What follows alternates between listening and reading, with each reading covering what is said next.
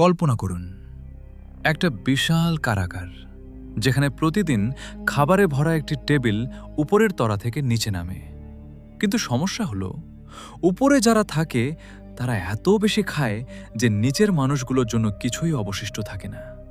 ফলে কেউ রাজাদের মতো জীবন কাটায় আর কেউ না খেয়ে মৃত্যুর অপেক্ষা করে। আজকের সিনেমাটি শুধু একটি থ্রিলার নয়, বরং আমাদের সমাজের একটি ভয়ঙ্কর প্রতিচ্ছবি। মুভির নাম দি প্ল্যাটফর্ম। গল্প শুরু হয় গোরেং নামের এক ব্যক্তিকে দিয়ে। সে ঘুম থেকে উঠে নিজেকে একটি অদ্ভুত কংক্রিটের রুমে আবিষ্কার করে। রুমের মাঝখানে রয়েছে একটি বিশাল গর্ত। তার সঙ্গে রয়েছে একজন বয়স্ক ব্যক্তি, নাম ট্রিমাগাসি। গোরেং বুঝতে পারে না সে কোথায় এসেছে। তখন ট্রিমাগাসি তাকে জানায় এই জায়গার নাম দ্য হোল। এটি একটি উল্লম্ব কারাগার। এখানে শত শত তলা রয়েছে।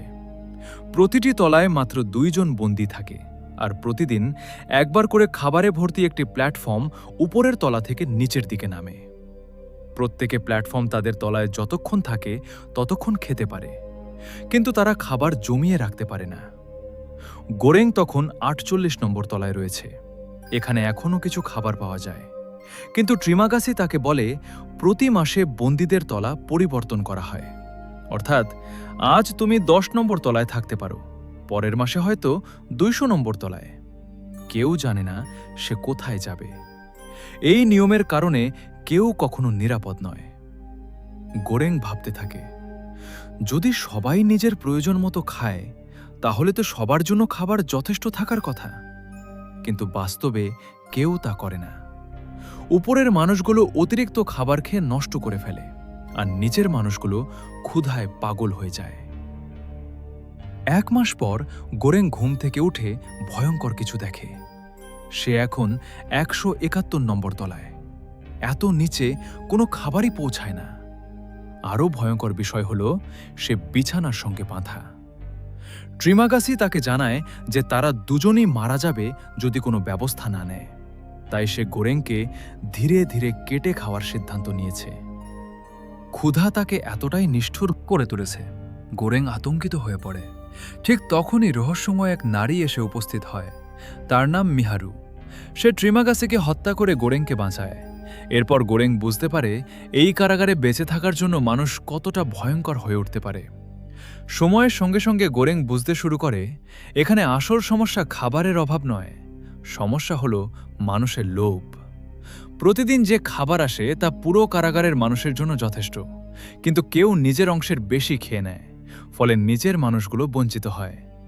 এটা যেন বাস্তব পৃথিবীরই একটি প্রতিচ্ছবি, যেখানে কিছু মানুষ সব সম্পদ দখল করে রাখে আর বাকিরা কষ্টে বেঁচে থাকে।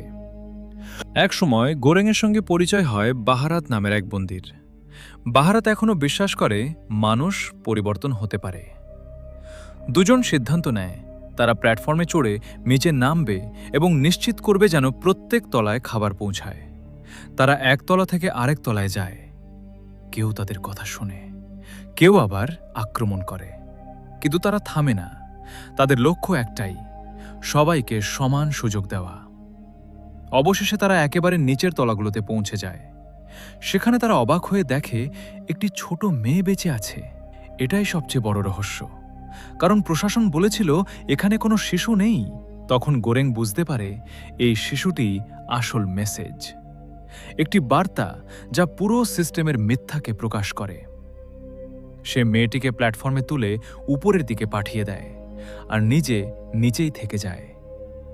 সিনেমার শেষ দৃশ্যে আমরা বুঝতে পারি গোরেং হয়তো বেঁচে নেই, কিন্তু তার বার্তা বেঁচে আছে। দ্য প্ল্যাটফর্ম শুধু একটি সার্ভাইভাল থ্রিলার নয়, এটি লোভ, বৈষম্য এবং মানবতার উপর নির্মিত একটি শক্তিশালী রূপক। যদি ভিডিওটি ভালো লাগে তাহলে লাইক দিন, শেয়ার করুন এবং আরও এমন মুভি এক্সপ্লেনেশন দেখতে সাবস্ক্রাইব করতে ভুলবেন না। আবার দেখা হবে পরবর্তী ভিডিওতে।